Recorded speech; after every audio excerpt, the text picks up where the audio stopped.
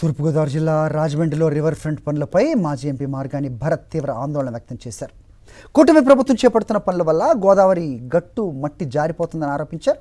మూడో ప్రమాద హెచ్చరిక జారీ అయితే రహదారి కూడా కూలిపోయే ప్రమాదం ఉందన్నారు. రిటైనింగ్ వాల్ నిర్మించకుండా పనులు ప్రారంభించడం నిర్లక్ష్యమని విమర్శించారు.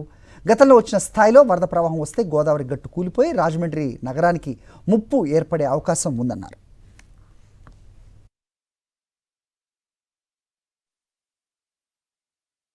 రివర్ ఫ్రంట్ కి సంబంధించి రాజమహేంద్రవరాన్ని ప్రమాదపు అంచుల్లోకి ఈ కూటమి ప్రభుత్వం తీసుకెళ్తా ఉన్నారు.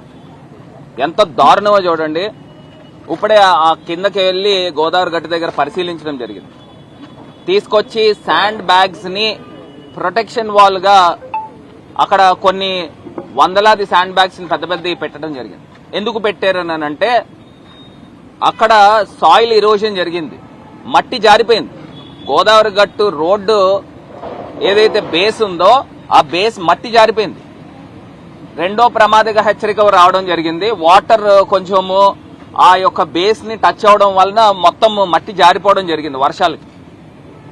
మూడో ప్రమాదక హెచ్చరిక వస్తే నేరుగా ఆ ప్రాంతాన్ని అంతా కూడా మొత్తం వాటర్ వెళ్ళిపోయి కిందన గోదావరి గట్టు రోడ్డు మొత్తం రోడ్డు కూడా పడిపోయే ప్రమాదము ఉందనేది ముమ్మాటికి వాస్తవం. నేను అడుగుతా ఉన్నా ఈ కూటమి ప్రభుత్వాన్ని, అధికారులను అడుగుతా ఉన్నా, మీకు మినిమం ఇంగిత జ్ఞానం ఉందా అని అడుగుతా ఉన్నా.